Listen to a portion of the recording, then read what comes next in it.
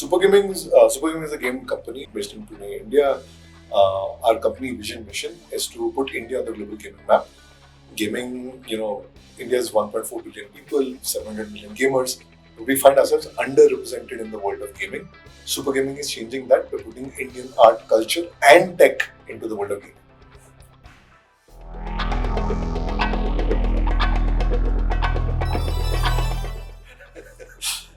I wish.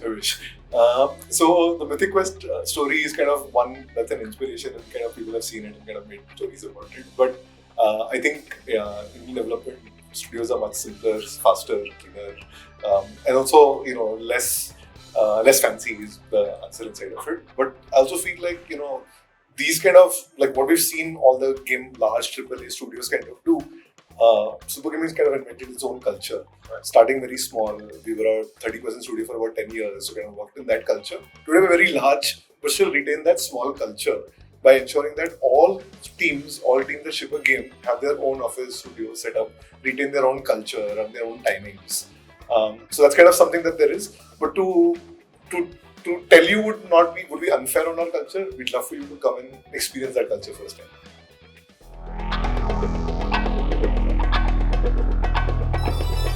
So there are 2 or 3 things. While we're in this red ocean of battle royals, we believe there's a blue ocean of talking about content that you like to see inside of it. Much like you eat ghar ka khana, which kind of becomes like the default. Like that's your default. You might eat out once in a while. But if there's obviously no ghar ka khana, you're staying in a different city, you're forced to eat outside. We kind of realized that, hey, Battle Royale doesn't have Indian content inside of it. We feel like, hey, that's the art culture that you've not seen so far. If we can actually bring that in, we kind of found a lot of acceptance inside of it, as evidenced by our play tests, as evidenced by our registration numbers, as evidenced by people viewing us on YouTube. So we kind of we did this early community development, and we realized that there's a great potential to kind of do it, to tell our stories. Our goal, our vision is to kind of, build our company around identity. Identity, as Emerson said, it's the woods would be silent if only those birds sang that sang best. मतलब कौवे में तो गाना चाहिए. So that's really what we're doing. We're trying to showcase who we are, tell our story authentically, and we feel like that's our critical advantage, that only we can tell you the story.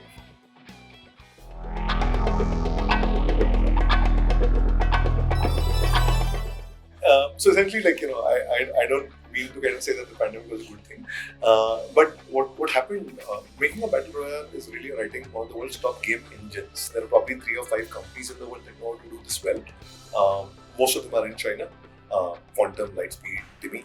And we kind of realized that, hey, why that focus was required. Pandemic really helped us in that focus. Our team is very young. We're about 25 to 30. So you take people who are 25 to 30, 35 people, and you take 35 of those people and lock them instead of a building and give them nothing else to do. They'll become productive. They'll start writing a game. And that's really what we made. We made Indus during this pandemic, where we had this crazy focus. Because even if we wanted to do something, we couldn't do it. We were in the office because the office gave us the gym. We actually had access to food always, and we didn't have to count on. Like a lot of us are not, like a lot of the people are not married. They were isolated. The office was a great camaraderie. Working out and writing codes became, so to say, your daily timetable.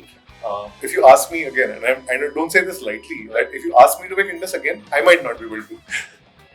That's the power of focus.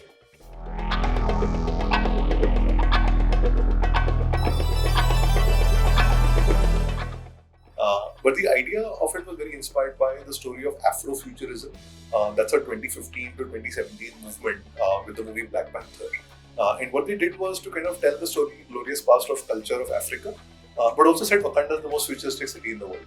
We kind of realized that that's a story that resonated everywhere in the world. In every region, Black Panther and the story of Afrofuturism was a trending topic. We built on that success and said that, hey, there's 1.4 billion of us. We'd love to tell that story as well of Indo-futurism. And that's really what we kind of built our game around. And we found, as we kind of presented it to people, when we told people the idea, everybody loved it. As we showed it to people, everybody loved it. So we kind of built it up to a large extent. We said that, hey, how do we take traditional culture, but also visualize India in a way that nobody's done? What does India look like in the year 2500? That's really the game inside of it. So essentially, Indus is the Wakanda of India.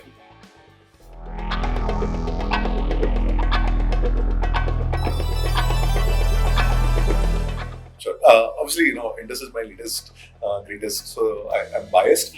But if you see, we've actually made 5 great titles already. Masgun, played by 70 million people, Dark Conquest, Kingdom Dash, a bunch of titles before that, the Puzzle Island. But we recently launched a new title based on our other game called Silly Royale. Silly Royale is played by 22 million people, again, a product of the pandemic. But we actually built a game called Battle Stars. Battle Stars essentially is a shooter made casual. What we kind of saw is that, hey, there are MOBAs that are made casual, but a shooter made casual. This is simplified, 5 minutes. Like a PUBG or any other Battle Royale takes 10, 12, 15 minutes to play. It's a dedicated effort. But you have 2 to 5 minutes to play with your friend. Let's make this quick thing. And that's really what Battle Stars is. It's currently my favorite game because we just launched it a month ago. We actually charted on top of it. It was number 3 game in India. All on the power of community, as well as kind of supported by one of India's biggest YouTubers, Techno, who's actually in our game. I think that's the first ever large collaboration, anything of this scale ever.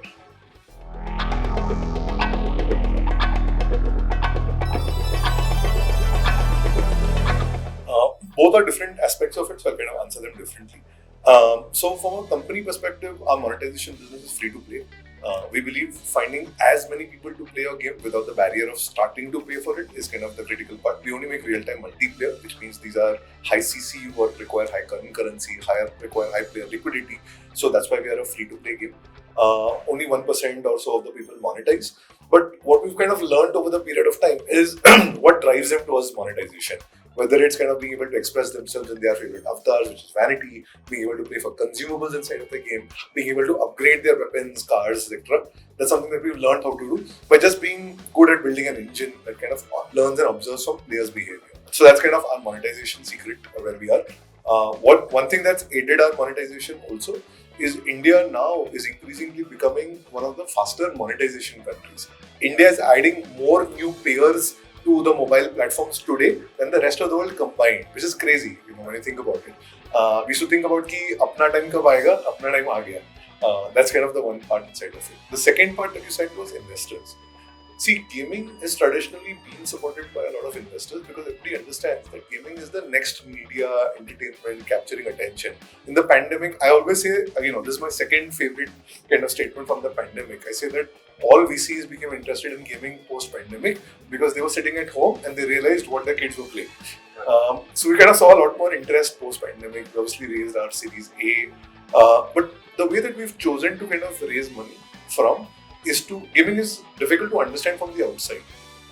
Not a lot of people understand all the secrets of gaming or how large a monopoly or how big a business can be. So you'll see mostly companies raise a very little amount of money and afterwards they don't need a money. That's how big gaming is.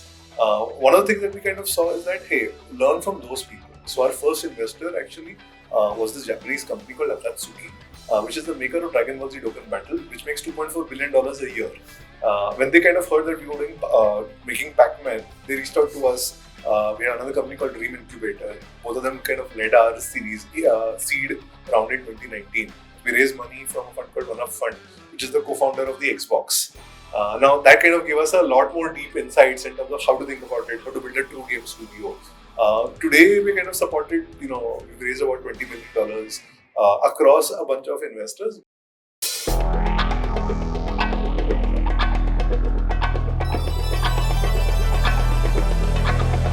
So I'll tell you my own personal experience. I've been going to 14 GDCs, like the Game Developer Conference, which is held in San Francisco. So this year, we were in the GDC, and this year's GDC was actually the most crowded ever. Like I think between 25 to 40,000 people kind of showed up at the GDC because it was happening post-pandemic, like after 2 years.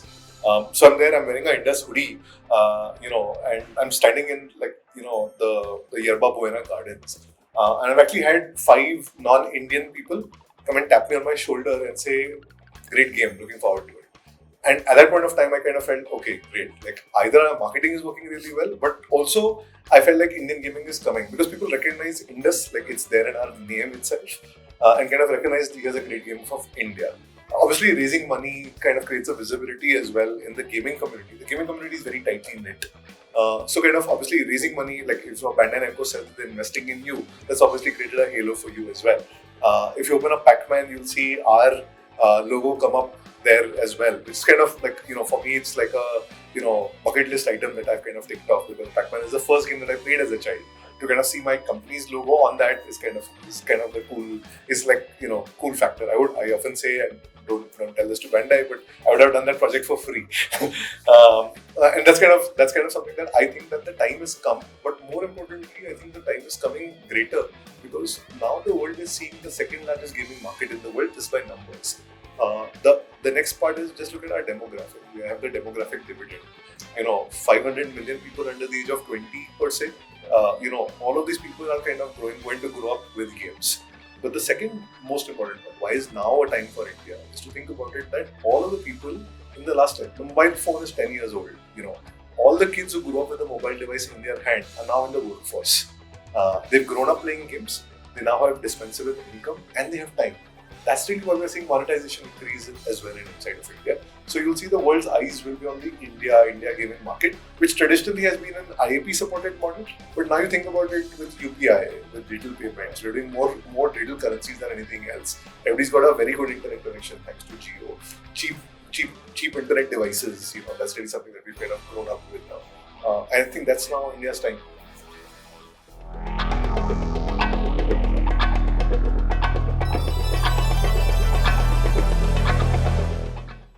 So I'll start off by giving you a precursor that as one of India's first iPhone developers, my company would not exist if the iPhone developer ecosystem would not exist.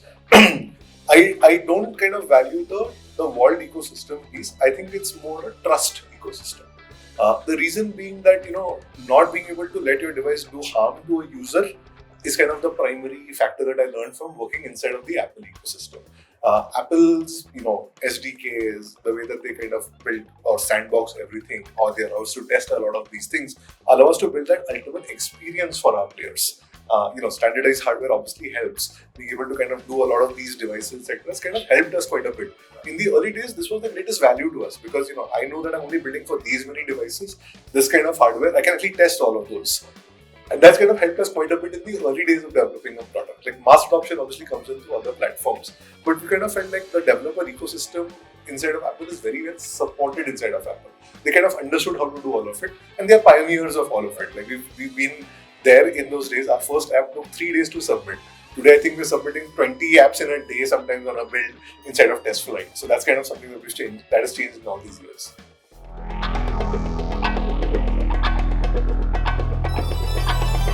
Like I said, I owe my existence to the entire Apple ecosystem. We were as one of the first developers on iOS in India.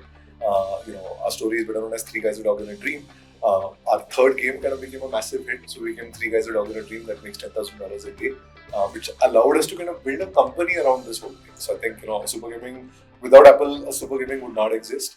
But also today, right, with the amount of devices, capabilities spread across the world, the Apple developer ecosystem has reached out to us in ways that we've not seen. We've actually had the privilege of actually meeting, Loring Powell Jobs, directly through an Apple kind of meeting as well. We were recently at the Apple store when Tim Cook inaugurated in the store as well. So I was actually at that event as well. And we also did probably India's first gaming Today at Apple talk at the App Store in BKC in Mumbai.